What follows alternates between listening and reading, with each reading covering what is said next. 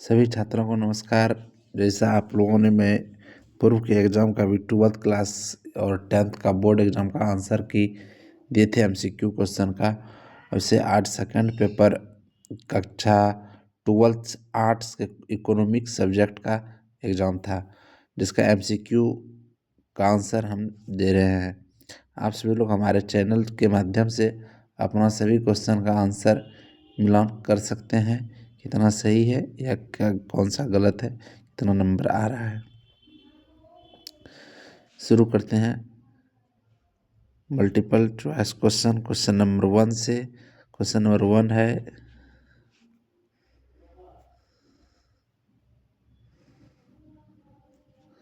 आप लोग यहाँ देख रहे हैं क्वेश्चन नंबर, निम्नलिखित में से कौन अर्थव्यवस्था को एक केंद्रीय समस्या है।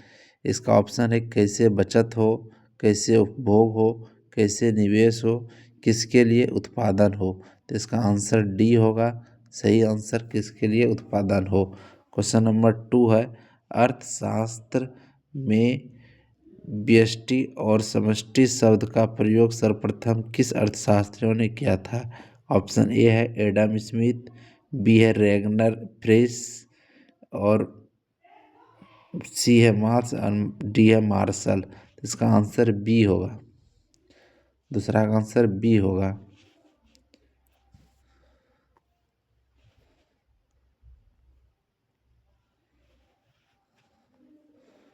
क्वेश्चन नंबर 3 क्या है, एक किसान खेतों में जुताई के लिए ट्रैक्टर और हल बैल के बीच किसी एक तकनीकी का चयन करता है। उसका यह चयन अर्थव्यवस्था के किस केंद्रीय समस्या से मेल खाता है।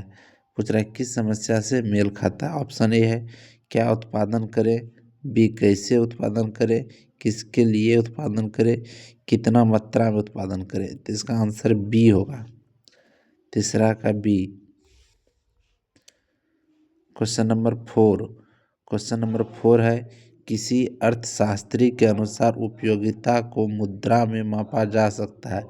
ऑप्शन ए है रॉबिन्स, बी है मार्शल, सी एडम स्मिथ और डी है वालरस।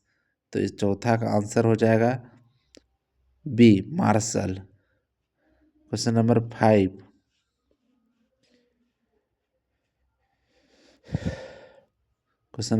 है, एक व्यक्ति 4 गोलगप्पे का उपभोग करता है। उसके प्रत्येक व्यक्ति इकाई से क्रमशः 15 यूटिल्स, 12 यूटिल्स एवं 10 यूटिल्स तथा 8 यूटिल्स उपयोगिता मिलती है, तो उससे 4 गोलगप्पे के उपभोग में कुल कितनी उपयोगिता प्राप्त होगी।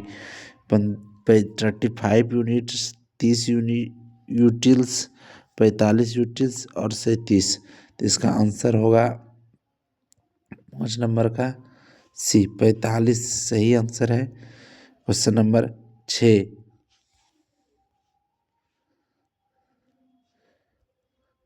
6, यदि वस्तु X की कीमत कम होने से वस्तु Y की मांग कम हो जाती है, तो इन दो वस्तुओं को क्या कहा जाता है। प्रतियोगी वस्तु, पूरक वस्तु, घटिया वस्तु और संबंधित वस्तु। क्वेश्चन नंबर 6 का आंसर है ए प्रतियोगी वस्तु। क्वेश्चन नंबर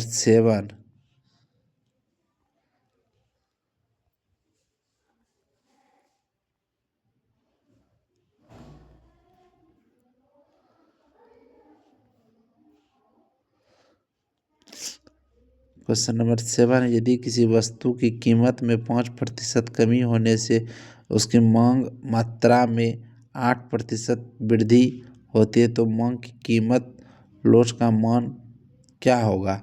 1.6, 40, 0.67 और 13। क्वेश्चन नंबर है 7 का आंसर हो जाएगा ए। क्वेश्चन नंबर 8,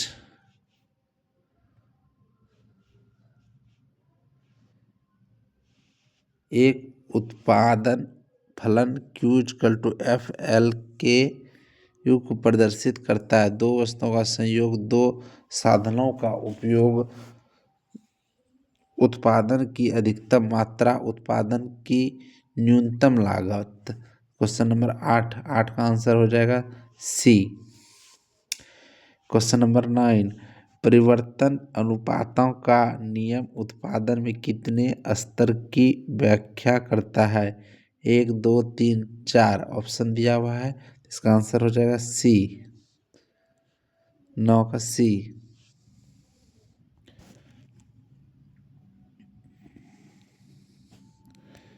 क्वेश्चन नंबर 10, निम्नलिखित में से कौन स्थिर लागत का एक उदाहरण है? एक उदाहरण है। इसका आंसर ऑप्शन है अस्थायी कर्मचारी का वेतन, प्रति इकाई बिजली बिल, दैनिक मजदूर की मजदूरी, कच्चे माल का व्यय। क्वेश्चन नंबर 10, इसका आंसर हो जाएगा 10 का ए, सही है। क्वेश्चन नंबर 11, मुक्त प्रवेश के किस और मुक्त प्रवेश और निकास की स्थिति में एक पूर्ण प्रतियोगी बाजार में संतुलन कीमत के डैश के बराबर होती है? ऑप्शन ए है न्यूनतम कुल लागत, न्यूनतम औसत लागत, न्यूनतम सीमांत लागत, डी है अधिकतम लागत। तो इसका आंसर हो जाएगा 11 का बी, 11 का आंसर बी।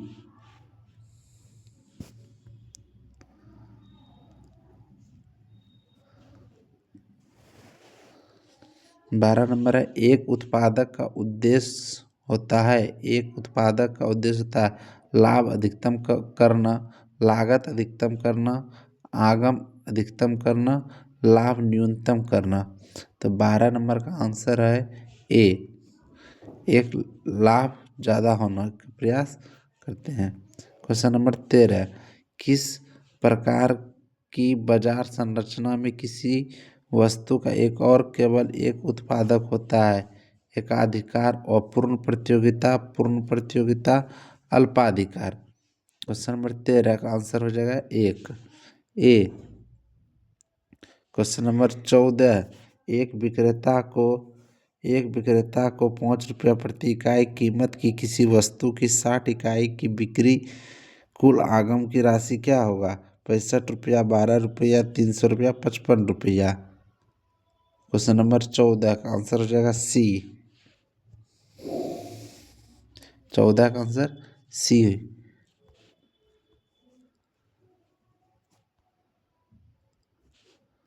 क्वेश्चन नंबर 15, उत्पादन कर में वृद्धि से किसी वस्तु की पूर्ति स्थिर रहती है, वृद्धि होती है, कमी होती है, इनमें से कोई नहीं। क्वेश्चन नंबर 15 का आंसर हो जाएगा सी।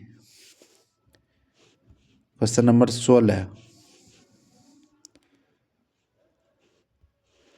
निम्नलिखित में से कौन एक समष्टिगत आर्थिक एजेंट है? एक उपभोक्ता, एक उत्पादक, एक दुकानदार, बैंक। क्वेश्चन नंबर 16 का आंसर हो जाएगा डी। क्वेश्चन नंबर 17, पूर्ति अपने लिए मांग का सृजन स्वयं लेती है, यह किसने कहा? जे बी से ने, Adam Smith, Marshall, Pigou. 17 number का आंसर हो जाएगा ए। क्वेश्चन नंबर 18, निम्नलिखित में से किस चर का संबंध समय से एक निश्चित बिंदु से होता है? वस्तु, प्रवाह, स्टॉक, इनमें से कोई नहीं। तो क्वेश्चन नंबर 18 का आंसर हो जाएगा सी, स्टॉक। क्वेश्चन नंबर 19, जीएनपी और एनएनपी में क्या संबंध है? जीएनपी, इसका 19 नंबर का आंसर हो जाएगा सी। क्वेश्चन नंबर बी, स्टॉक चर का एक उदाहरण है मुद्रास्फीति, पूंजी, आय, व्यय। 20 नंबर का आंसर हो जाएगा बी।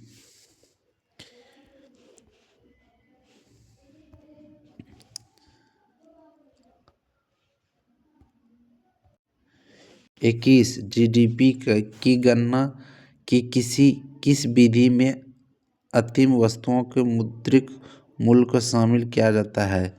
उत्पाद विधि, आय विधि, व्यय विधि, इनमें से सभी। क्वेश्चन नंबर 21 का आंसर है ए, उत्पाद विधि। क्वेश्चन नंबर 22, किसने कहा मुद्रा वह है जो मुद्रा का कार्य करे? रॉबर्टसन, जे एम केन्स, हार्टले विटर्स और मार्शल। क्वेश्चन नंबर 22 का आंसर है सी।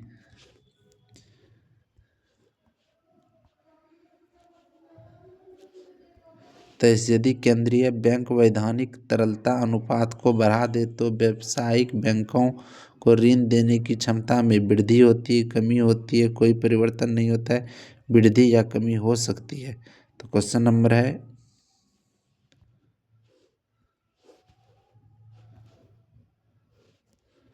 23 का आंसर होगा क्वेश्चन नंबर 23 का आंसर बी।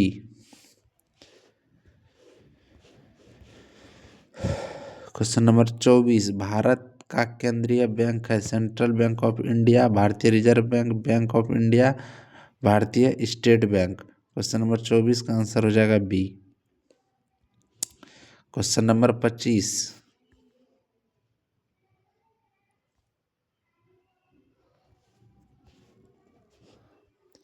ब्याज दर में वृद्धि होने से मुद्रा की किस मांग में कमी होती है? दैनिक लेन देन मांग, मुद्रा की आपातकालीन मांग, अणु मांग और स्टेबलाइजिंग मांग। इसका आंसर हो जाएगा 25 नंबर का डी। 26, उपभोग फलन C = A + BY में सतत उपभोक्ता है CABBY। 26 का आंसर हो जाएगा बी।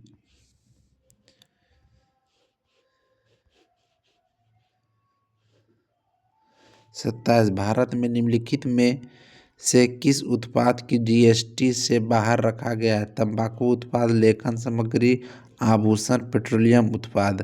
क्वेश्चन नंबर 27 का आंसर हो जाएगा डी।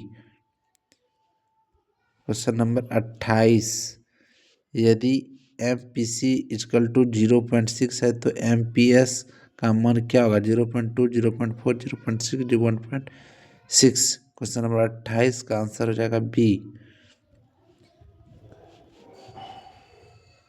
क्वेश्चन नंबर 29, व्यापार संतुलन का अर्थ होता है वस्तुओं के आयात एवं निर्यात से, पूंजी लेन देन से, कुल डेबिट तथा क्रेडिट से, इनमें से सभी। तो 29 नंबर का आंसर हो जाएगा ए। 30, यदि भुगतान शेष का घटक चालू खाता, पूंजी खाता, ए और बी दोनों, डी इनमें से कोई नहीं। 30 का सी हो जाएगा आंसर। आपका सभी MCQ क्वेश्चन का आंसर हम दे चुके हैं। आप लोग मिलान कर सकते हैं कितना सही हुआ कितना गलत हुआ, ये कमेंट बॉक्स में कमेंट कर सकते हैं। और अगर किसी क्वेश्चन पे दिक्कत हो तो हमसे कमेंट बॉक्स में कमेंट कीजिएगा, हम उसका रिप्लाई देंगे। और आगे के एग्ज़ाम में भी हम MCQ क्वेश्चन का सॉल्यूशन देंगे। आप सभी लोग अपना मिला सकते हैं और कितना सही कितना गलत ये चेक कर सकते हैं। सभी को धन्यवाद।